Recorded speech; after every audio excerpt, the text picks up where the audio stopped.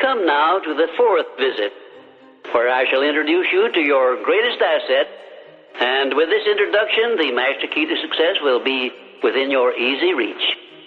I say this is your greatest asset because it is the fourth of the 17 success principles with which you may tap and draw upon the supreme power which created you and runs this entire universe. The name of this principle is applied faith, and I want you to remember it is not something I am bringing to you, but it is something you already possess, although you may not have made use of it in the past. And now let me tell you what applied faith is and what you can do with it. Applied faith is the mental attitude wherein you may clear your mind of all fears and doubts and direct it to the attainment of whatever you desire in life. In our first visit, I told you that you and I and every person were blessed with the privilege of complete control over but one thing, and that is the exclusive right to take possession of our own minds and direct them to the attainment of whatever we desire in life. Applied faith is a mental attitude we must cultivate and maintain before we can take complete possession of our minds. It is the means by which we may break the seal of that envelope I mentioned in our first visit and take full possession of the 6 forms of riches we get in return for taking possession of our minds and using them. Those 6 riches were, as you may remember, sound health, peace of mind, a labor of love of your own choice, freedom from fear and worry, a positive mental attitude, and material riches of your own choice and quantity. We are now, this very moment, standing in front of the gateway which can be opened only with the great master key to success, and I'm giving you the closest clue I have yet mentioned as to how you may take possession of this key. In order that you may condition your mind to embrace and use applied faith, you must understand that there are 2 ways in which you can use faith. You can put it into reverse gear and use it in a negative way by allowing your mind to dwell upon the circumstances and the things you do not want, such as poverty, ill health, failure, defeat. And this is precisely what the majority of people do, which explains why the majority of people go through life in misery and want. Or you can take possession of your mind and direct it to think of the 6 riches which came over with you in that sealed envelope, and you will attract these riches to bless and serve you all through your life. Isn't it a strange fact that most people make a negative application of their great power of faith by thinking about and believing in poverty, ill health, fear, failure, and defeat, when it would be so easy for them just to change their thinking over to the circumstances and things they desire? Now let me give you a description of the one thing which represents the main difference between a successful person and a failure. Please listen carefully and think for yourself as I speak, because failure to recognize the truth I am about to give you is the starting point of most failures. Successful people in all occupations, all professions, and all callings have one trait which distinguishes them from the failure. It is their capacity for belief. The failures see the hole in the donut, but do not see the donut around the hole. The successes see the hole also, but they see the donut around the hole. Thomas A. Edison believed that he could perfect an incandescent electric lamp, and despite the fact that he failed over 10,000 times before he was crowned with success, he made his belief uncover the secret for which he was searching. Give one guess as to how many times the average person must fail before he quits. Fails because of the lack of capacity for belief. How many times can you meet with defeat before you give up the ghost and quit?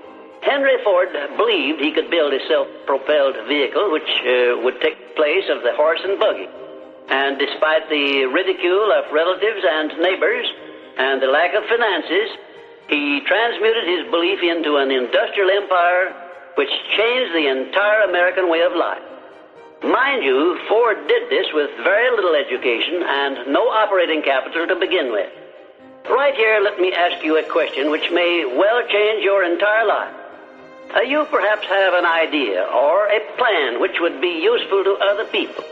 but you have done nothing about it because you lack the self-confidence to give you a start. In other words, you are now where Henry Ford was before he built the first model of his world-famous automobile. Mr. Ford broke through that wall of fear, which may now be holding you back, and put his idea into operation by making use of the mastermind principle I mentioned in our second visit, through an alliance with his wife. Now, the question I wish to ask you is this. Why don't you form a mastermind alliance with someone and begin putting your ideas to work for you? Belief is truly a magic word because it is the beginning of all successes. It is the very foundation of civilization. It is the one quality you must develop before you can make use of the great master key to success. To be successful, you must become a person with a great capacity for belief. And the place to start believing is with yourself. You should begin by recognizing that you were born with the privilege of complete control over your own mind. You should also recognize that by the application of the master key to success, which I am passing on to you through these visits, you can take full possession of your mind and make it yield you whatever you demand in life. Observe, I use the word demand, not beg. The Creator never intended for you to beg for anything. If He had, He would not have blessed you with full control over your own mind. If your life is not what you want it to be, you can change it. As a matter of fact, you can do anything within reason that you desire to do if you embrace the principle of applied faith and keep it directed to the attainment of the things you want and off the things you do not want. I should know what I'm talking about because I was handicapped at birth by the four horsemen which keep most people in bondage all the days of their life: poverty, fear, illiteracy, and superstition. I have discovered the master key which gives one deliverance from all the evils one does not want and opens wide the gateway to the riches which the Creator intended every person to enjoy on this earth. Applied faith is the only means by which the master key can be appropriated and used. Therefore, I give you these instructions through which you may create a mental attitude which is favorable for the expression of faith.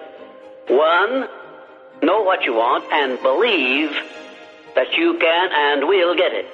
2, give expressions of gratitude many times daily for having received that which you want, even before you actually get physical possession of it. Possession starts first in the mind. Please remember this. 3rd, keep your mind open for hunches from within. And when you are inspired to action, do not wait, but move on your own personal initiative at once.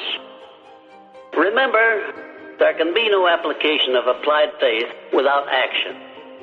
4th, when overtaken by defeat, as you may be many times, remember that man's faith is tested many times before he is crowned with final victory.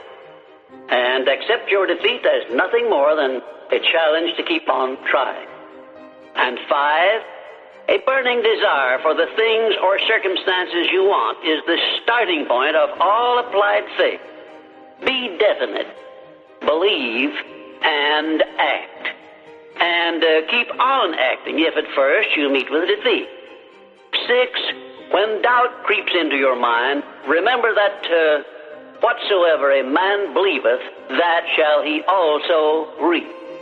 Remember, faith is not something you get. Faith is something you already have.